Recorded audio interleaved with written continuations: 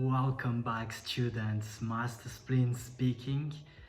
In today's video we are going to do a follow-up of the Marsh Cup Meta Simplified Guide that we posted this week in order to dig a bit more into specific matchups, in order to analyze for each type what Pokemon you should pick based on your team comp and based on the matchups you need to cover. We are going to focus on this video into the Mud Boys, so Swampert, Whiscash and Quagsire, into the Ghosts with Sableye, Alolan, Marowak and Gengar, and into the Flyers with Golbat, Pelipper and Mantine. Let's move directly to the first type, the Mud Boys. So first of all, quick analysis between them, I mean between the Mud Boys. So here it's quite simple. Swampert beats Quagsire, even if it's a playable matchup for Quagsire if he lands the Earthquake, and Swampert beats Whiscash and Whiscash beats Quagsire. After that you have the electric types. So here you are supposed to think that the Mud Boys should beat the electric types. So that's true for Quagsire, that beats both Lantern and Galvantula, but it's a bit more tricky for the other one because Swampert interestingly loses to Lantern if Lantern lands the Hydro Pump after Thunderbolt bait, and that's maybe the most surprising thing that you are going to heard in this video. Whiscash lose the one shield scenario against Galvantula. Yes, a Mud Boy can lose to an electric type. Then if we move to the water and ice type, so I mean against Azu, Dugong and Lapras, all the Mud Boys are going to lose except Quagsire that beats Dugong. Quagsire as well can beat Azumarill if he's running Ice Beam and Play Rough, and it can be a playable matchup for Quagsire against Lapras if you go Spice and you run Sludge Bomb instead of if you run Sludge Bomb and Rock Slide instead of Rock Slide and Earthquake, because you can kill Lapras with Sludge Bomb bait. And same, it's a playable matchup for Swampert against Azu if you have a good IV Swampert and you successfully bait with Hydro Cannon to land the Sludge Wave into the Azumarill. Against the grass type, Venusaur, Shiftry and Ferrothorn, I think I don't need to say anything because of course the Mud Boys are quadruple weak to grass, so they really lose hardly to all the grass. Against the bugs, basically they beat Crustle because Crustle is running Rock Throw, and it's not effective at all against the Mud Boys. But Swampert here is the only one that can beat Fortress and that can beat Wormadam Trash. Interestingly, Quagsire, if he's running a Sludge Bomb and Rock Slide, can beat Wormadam Trash with Sludge Bomb bait. Against counter user, Swampert and Whiscash are going to beat Toxicroak. It's a playable matchup for Quagsire if you have a good IV one. They all lose to Heracross, and Quagsire can take the Escavalier matchup. Against the Flyers, Whiscash and Quagsire beat Golbat. They all lose to Pelipper, and Quagsire takes the Mantine matchup against the Ghosts. So basically, Whiscash and Quagsire beat Sableye. Swampert and Whiscash beat Gengar. For Quagsire is the playable matchup because you just need to shield correctly the Shadow Ball. and of course they all beat Alolan Marowak. And against Frostlass as well, Whiscash and Quagsire beat in the one shield Frostlass.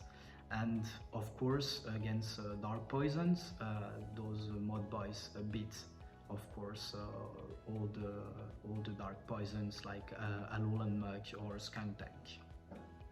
Let's move to the flying type. So here it's quite simple. A Mantine beats Golbat and Pelipper, and Golbat beats Pelipper thanks to the Shadow Ball. Against electric type, so against Galvantula and Lantern, obviously flying types, they all lose to against those two Pokemons. Same with water, ice water type. They all lose to Dugong. And the only one that has a play here is the Pelipper that can beat Azumarill and Lapras if he lands the Hurricane. Against the grass type, basically Golbat and Mantine beats Venusaur, Ferrothorn and Shiftry, and Pelipper only beats Shiftry. Against the bugs, Golbat take Fortress, Pelipper takes Fortress and Wormadam Trash, and Mantine beats all the bugs, so Fortress, Wormadam Trash and Crossall. Against the counter user, interestingly, of course all the flyers are going to beat the counter user, so Toxicroak, Heracross, Escavalier, and even Breloom if you want to go Spice.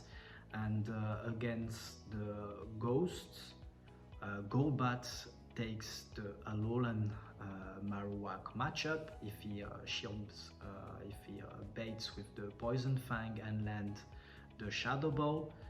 Pelipper beats Alolan Marowak and Gengar, and Mantine beats Sableye and Alolan Marowak, and they all lose to Alolan Muk.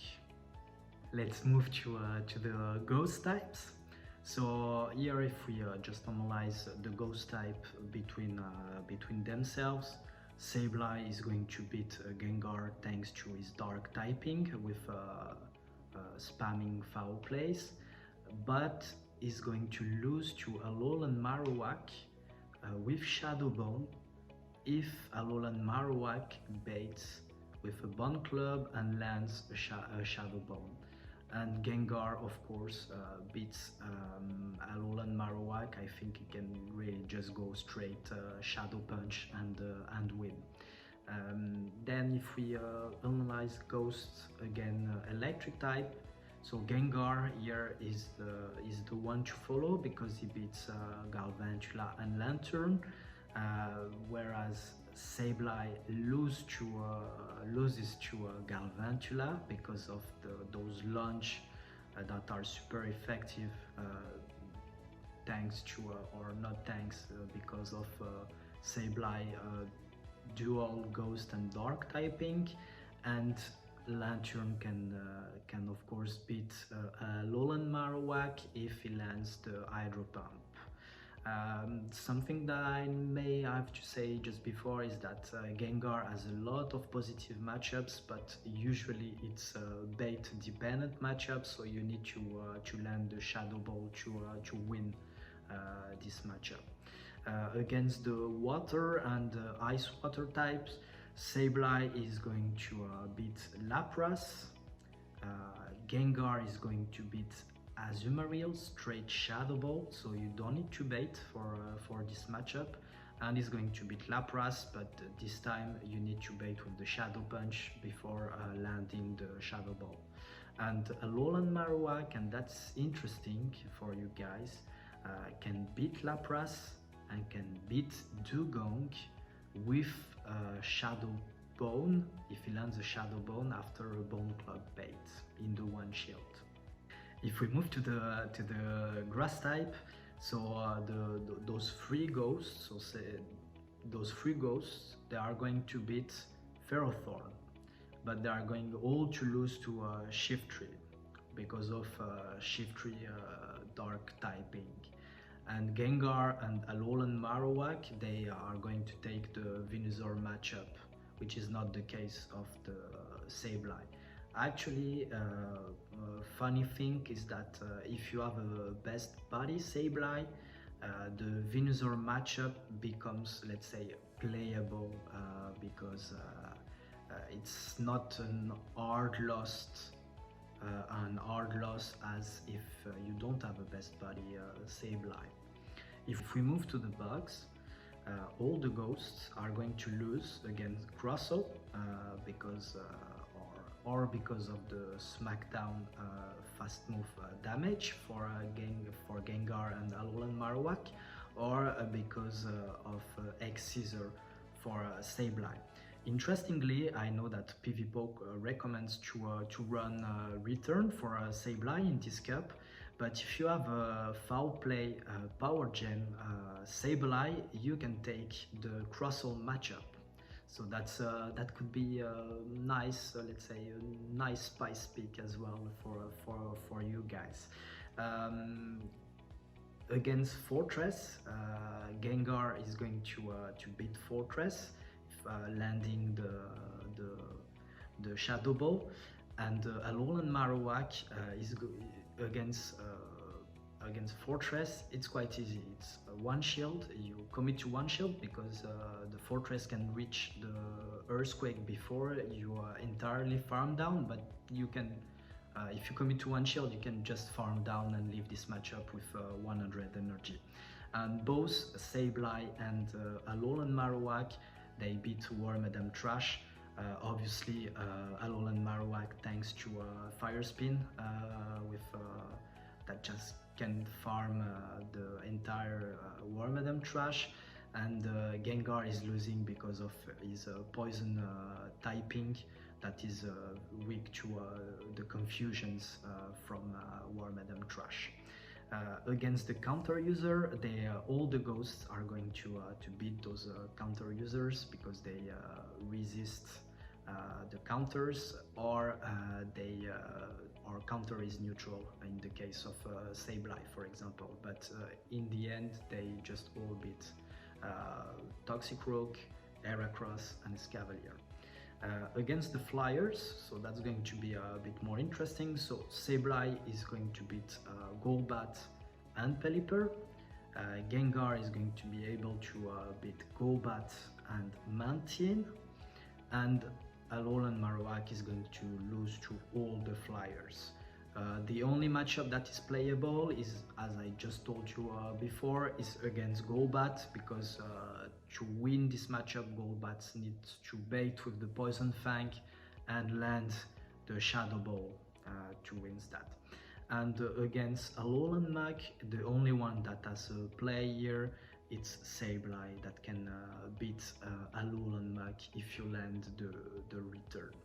So I just hope that you like this content, and that you can now see a bit more clearly into the specific matchups of this Marsh Cup. That is it's a very diverse meta and very interesting meta with a lot of plays, and if you have already started tournaments, you can see in the team comps that everyone is bringing so much different, so many different Pokemon, so many different strategy. And don't forget to subscribe to the channel and to stay tuned, because we are going to cover very soon other specific matchups.